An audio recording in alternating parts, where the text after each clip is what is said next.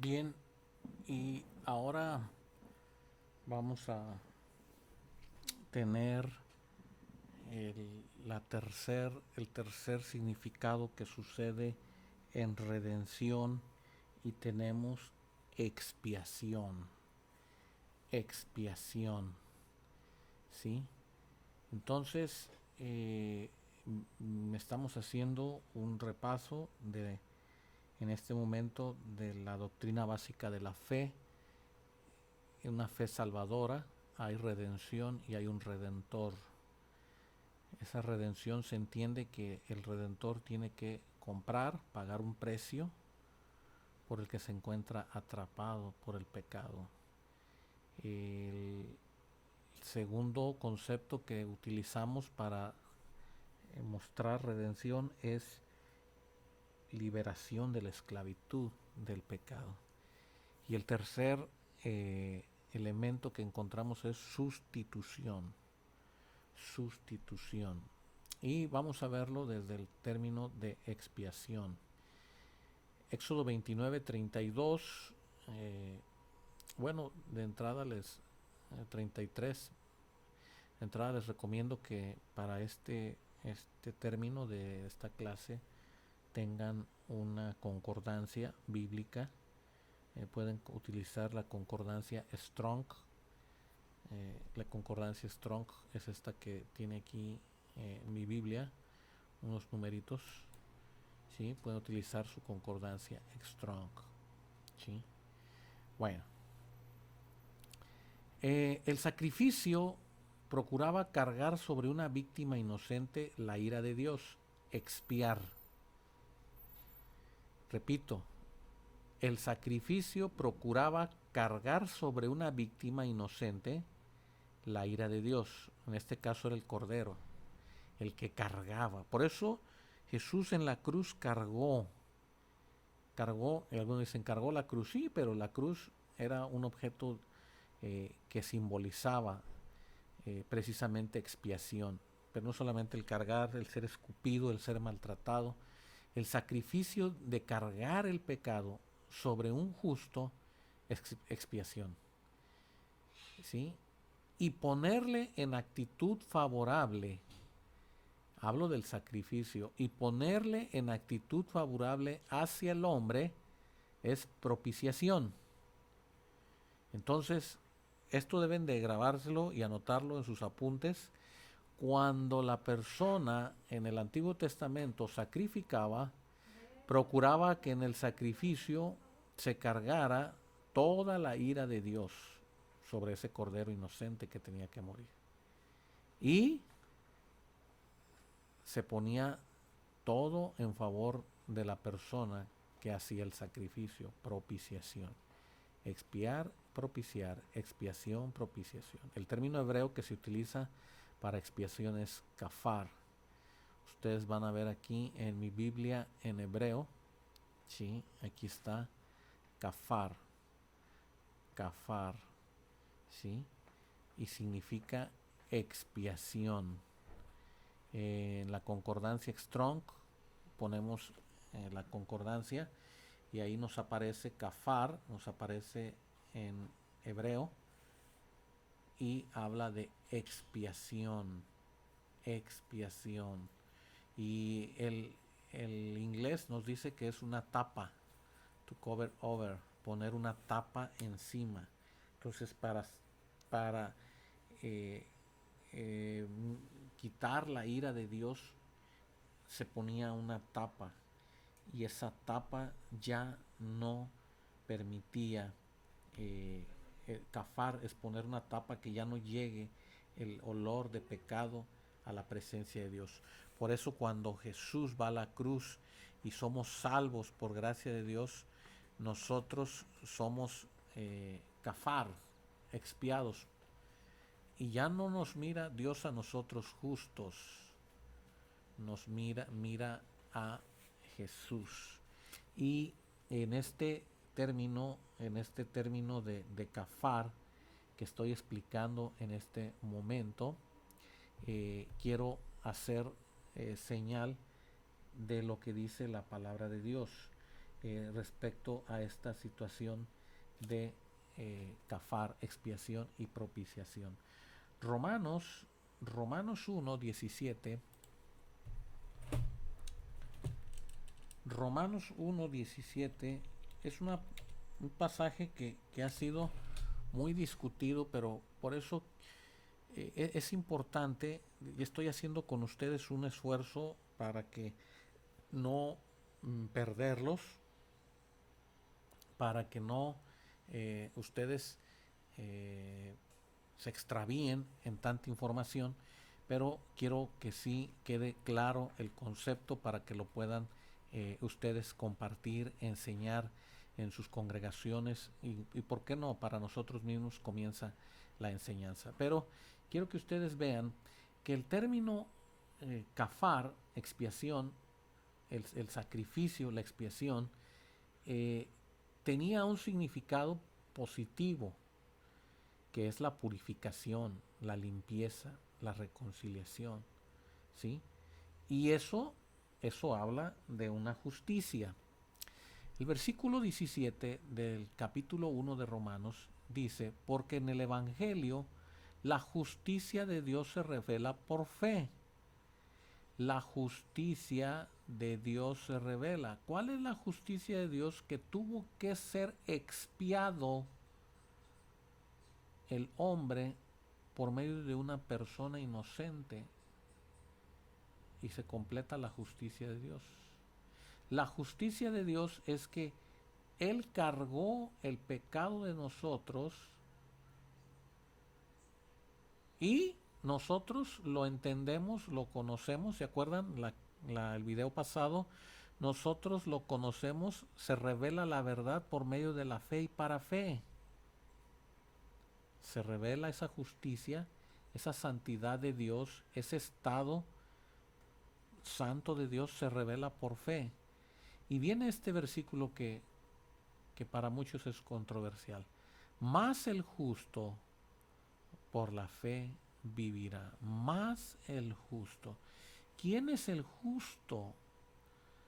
¿Quién es el justo? ¿Sí? Para poder entender, y luego nosotros, yo les preguntaría, ¿quiénes son justos de los que están en la clase?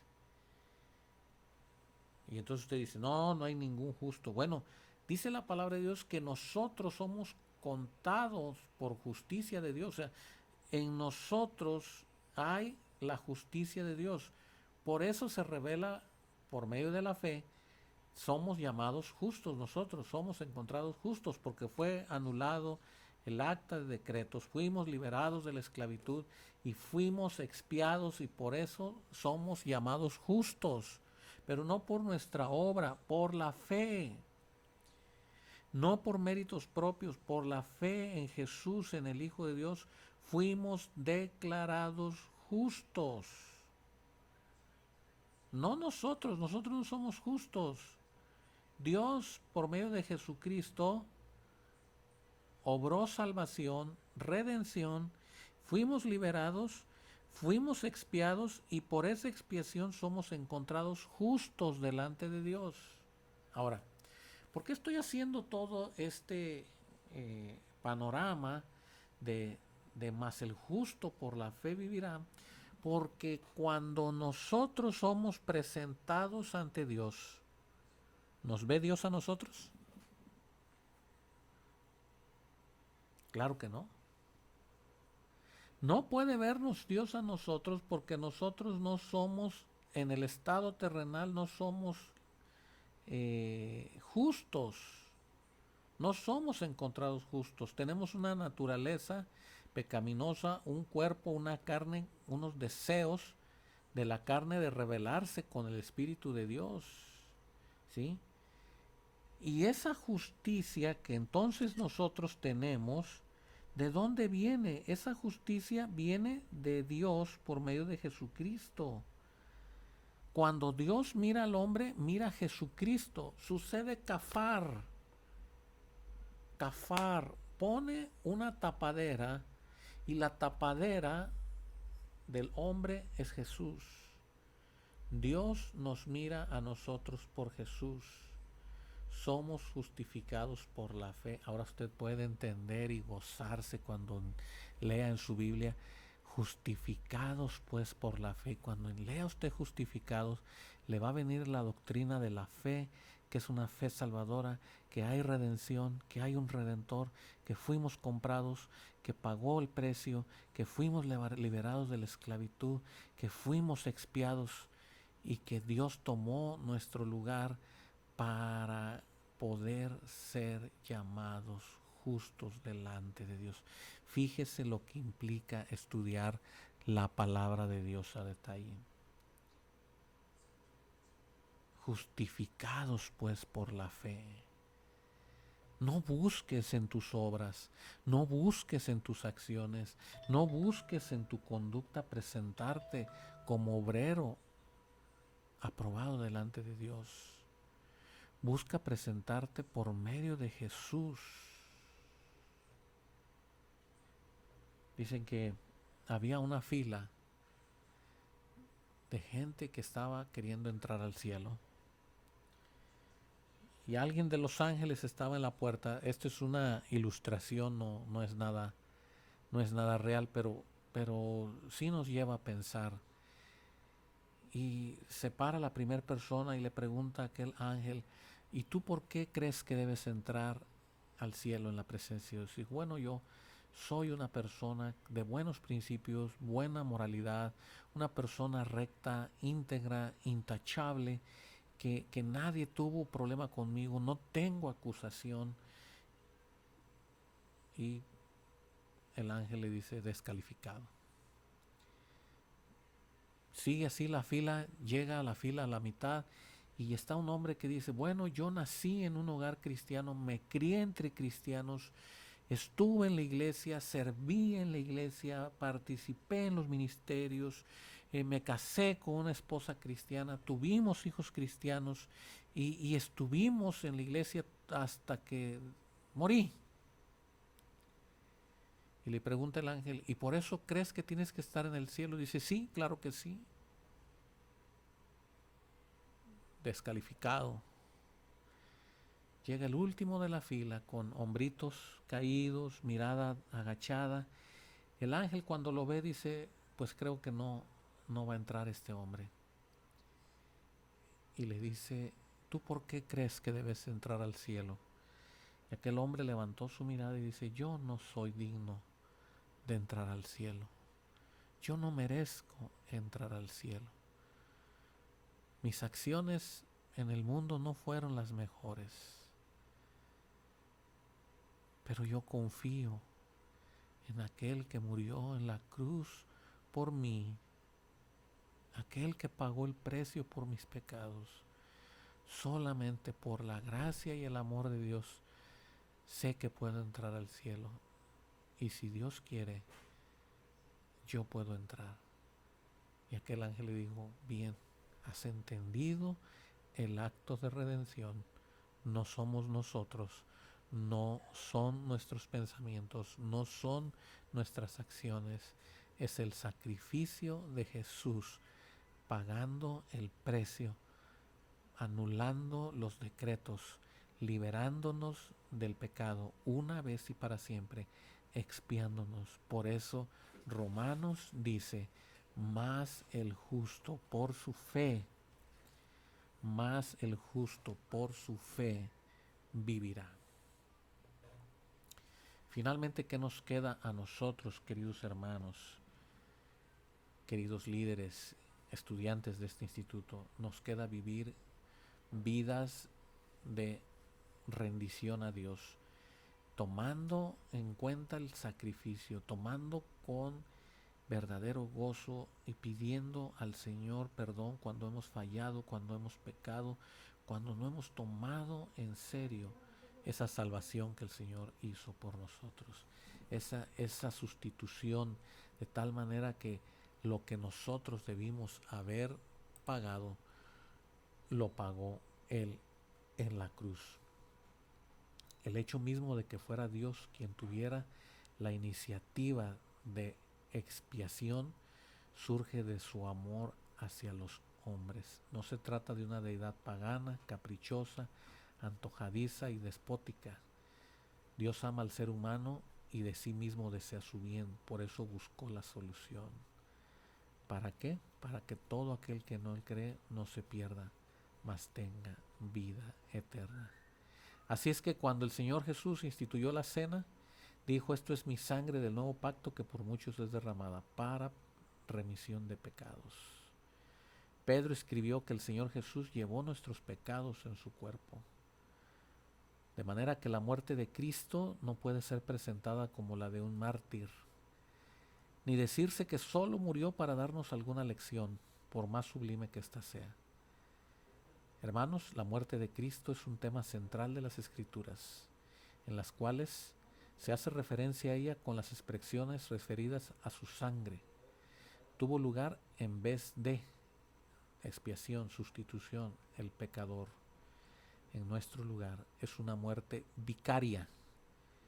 Cuando ustedes escuchen la palabra vicaria, es una muerte sustituta. Cristo nos amó y se entregó a sí mismo por nosotros, ofrenda y sacrificio a Dios en olor fragante. Cierra tus ojos conmigo y oramos. Padre, gracias. Gracias porque tú hiciste todo por amor por mí. Tú hiciste todo por amor por la humanidad. No merecíamos el perdón. Condenados estábamos a morir por nuestro pecado. Hoy te damos gracias porque enviaste un Redentor, a Jesucristo tu Hijo, quien dejó todo y pagó el precio de la redención. Hoy puedo ser justificado por medio de la fe. Hoy puedo estar delante de tu presencia porque Jesús me da entrada a tu presencia. Señor, que nunca olvide de dónde salí. No para avergonzarme, no para vivir una vida de vergüenza, no. Sí nos da vergüenza, sí nos da rubor de saber lo malo que hicimos, pero hemos triunfado con Cristo. Ya no vivo yo, mas Cristo vive en mí. El Señor me rescató. Ahora todo lo tengo por basura, lo he perdido todo por amor de aquel que se entregó por mí. Gracias, Señor. Nos hemos arrepentido, Señor, nos arrepentimos con dolor, pero con gozo, Señor, de saber que tú has hecho en nosotros una salvación tan grande. Te damos gracias en Cristo Jesús. Amén y amén.